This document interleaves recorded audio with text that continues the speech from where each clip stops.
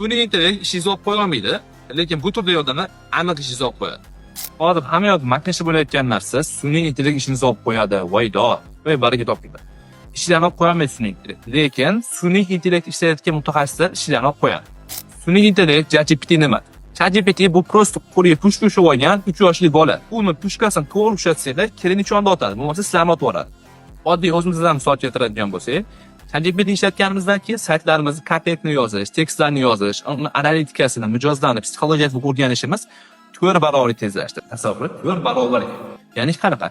Misol uchun birorta bir kontent yoki birorta bir saytni analiz qilishimizga biz eng kamida 2 yoki 3 kun sarfladik. Hozir eng kami 2 soat yoki 1 soat ishimiz hal bo'lyapti. Buning natijasida o'zimizning kompaniyani yoki agentsiyani ham daromadi ham oshdi. Chunki ishimiz tezlashdi. Agar siz sun'iy intellektdan professional tarzda foydalanishni o'rganmoqchi bo'lsangiz, kommentariy ChatGPT deb yozib qoldiring. Men sizga 5 varaqli qo'llanmani tashlab qo'yaman.